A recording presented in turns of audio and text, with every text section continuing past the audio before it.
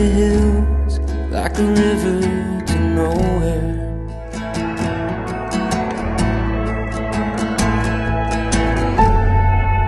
Doing my best,